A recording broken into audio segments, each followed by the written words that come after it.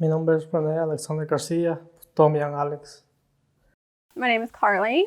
I am Alexander Garcia's wife, who is currently living in Sanctuary at Christ Church, UCC in Maplewood. Tengo 4 niños, una niña y en total son 5. My dad's an immigrant.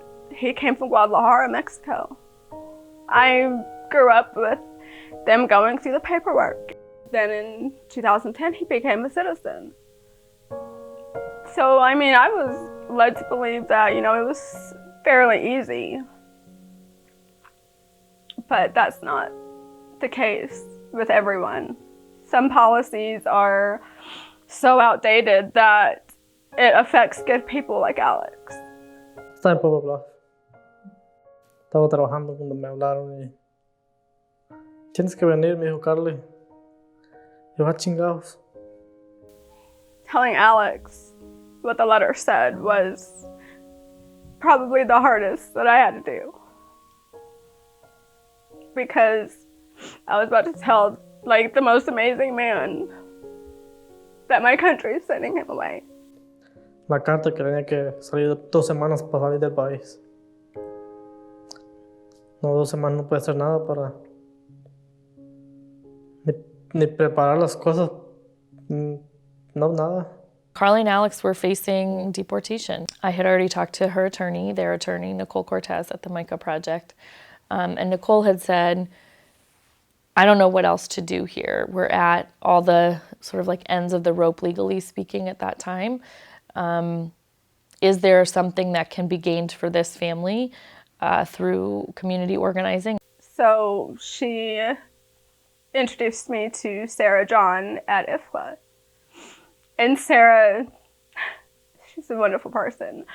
She didn't even start with, well, this is what you can do. Her first thing was, oh my God, are you okay? IFCLA has been in St. Louis for not quite 40 years. Our organization had been involved in a lot of conversations locally and at the national level about what the sanctuary movement is. We said, we think immigrants are highly vulnerable in our country right now, and so is there anything we can do? And so we called Sarah John and said, can you come talk to our committee? Can you help us figure out, whether there is a place for us in work with immigrants? How are people using sanctuary right now? How is that a strategy? How is that a way for families to stay together? And what would that look like? And we began with the concept of sanctuary everywhere. We're having those conversations and trying to think about what our community, what's our vision for our community in St. Louis? What kind of values do we want to be known for? And we knew that we were also talking about sanctuary in the form of actually having, providing housing for someone who may need that in order to avoid deportation. That's where the conversation was. And so when Carly and Alex asked, what do we do? I said, well, one of the things is you can fight. Carly and Alex took a while to talk about it. And I think, in fact, in the beginning, they were both like, oh, that sounds like it would be too rebellious. Well, then one day I was just I looked at Alex, I was like, no. I said, they're not going to take you, so I'm not going to allow it. And about a week later, Carly called me in tears. And with all of the beautiful rage and passion that Carly brings to this, she said, I can't not fight for my husband. This is my family. We'll do it. One Monday morning, the phone rings early, and it's Sarah. And she said, how soon can you be ready to take someone into sanctuary? We hadn't really gotten ready. We'd been doing all these, we'd gotten ready sort of emotionally and spiritually, but we hadn't gotten ready practically. The space was not prepared. And I said, I can't say no. Somebody comes knocking on our door. Then the Bible tells us we're to assume that's Jesus knocking on the door, and we're supposed to give what is needed. The morning that he was supposed to report for removal, we dropped him off at the church. No estaban preparados todavía. Lo estaban construyendo. Y aún así me recibieron. Luego yo terminé poquito lo que faltaba. When immigrant families are under attack, what do? Stand up, fight back! When immigrant families... The day that Alex went into sanctuary, there was a march and a vigil downtown to accompany Carly and her family as they submitted the paperwork to request, again, the use of prosecutorial discretion in favor of Alex.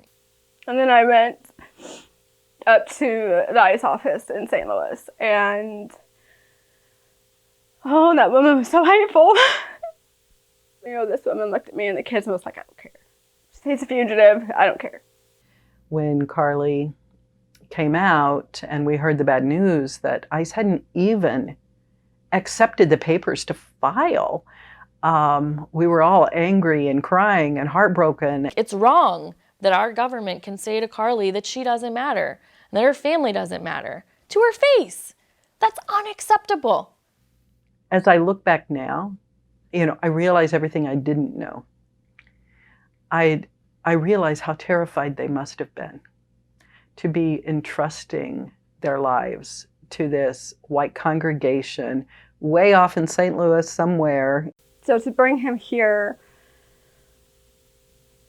it was very scary, but at the same time, it was comforting because I knew that he was safe here. Llegando me recibieron con las manos abiertas. Becky, muchos de la congregación. We immediately felt like we were welcomed, like we were family, like they never looked at us in any other way than just love. Es lo más que me gusta de la iglesia. No ver diferencias. Si cómo eres, si el color o cómo vistes. Por dentro casi somos muy parecidos y ya ninguno de ellos los veo como desconocidos. Ya los veo como mi familia. The outpouring of spirit was what really mattered.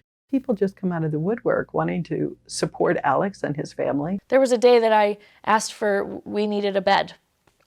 Oh my God, we had 12 beds in like 5 minutes. Over the weeks, over the months, we kept learning more. We're still learning. We really began to check in with our own sense of white saviorism, you know, how we were rushing to the rescue of this family at every turn. And maybe there was a better way to really see them as partners. And when you see and get to know someone like Carly and Alex and their children, it couldn't be more clear that what is happening now is unjust and immoral, and that there's a different way that it can be done. They've taught us really what it means to love, the kind of love that breaks your heart into a million pieces, and then you keep doing it, you keep on loving. He loves his wife and worships his children.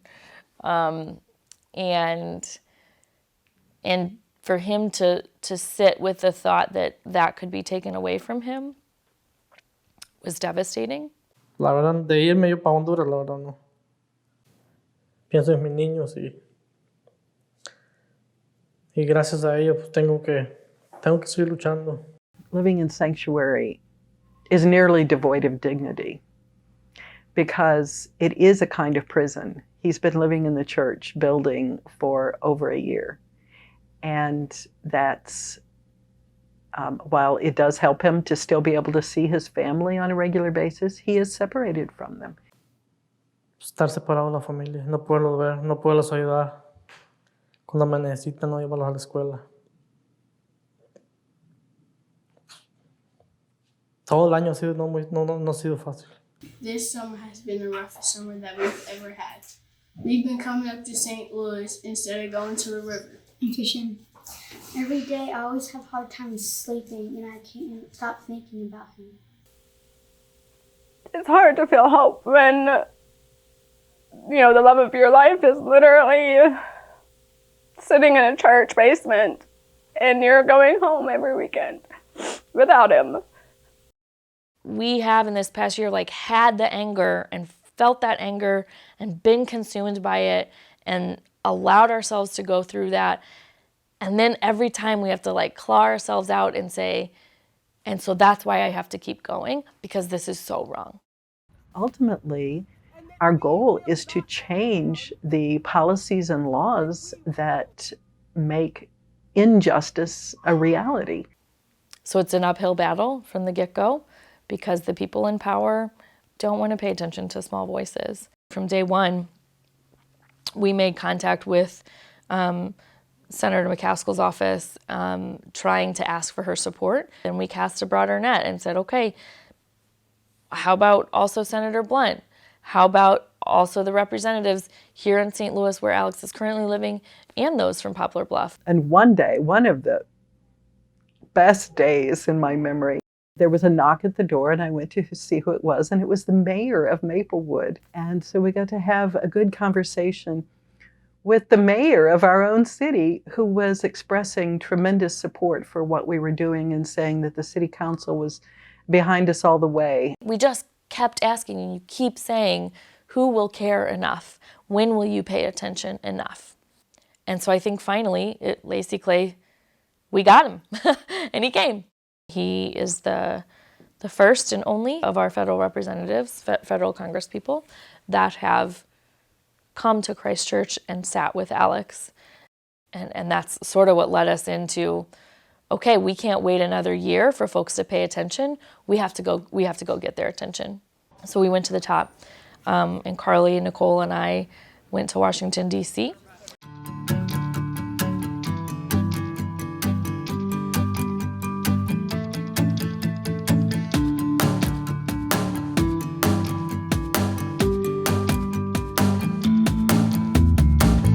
When we're in D.C., we wanted to reach the people that have the power to bring Alex home.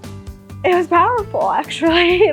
To watch Congress people and staff members just stop. Just stop the phone, stop the notes, stop the reviewing of the papers, and be totally captivated by her and the truth that she was speaking to them was truly incredible.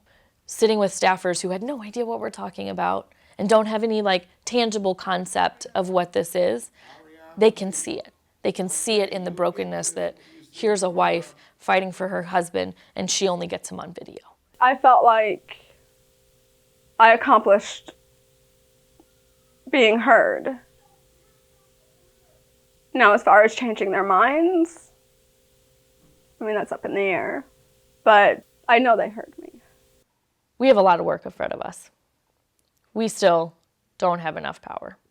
We are still little bitty Davids realizing that we're only staring at the knees of Goliath. And he is big and ugly and hugely, immensely powerful. But I also know how that story ends. I think what happens next is we continue to build power. We continue to find ways to bring more people in and help us tell a different story until the people that are charged with representing us no longer have the power to ignore us. I wish I knew what the end looked like and that it was soon and that it was a big happy ending. And I can't make promises about the when and the how, but I can promise I'm going to be there with them through every bit of it, no matter what. I will not leave their side. So no, I'm not going to give up. It's hard. It really is. But at the same time, he's worth it. A veces lo hago difícil, pero pues no me doy vencido. Voy a luchar como quiera todavía.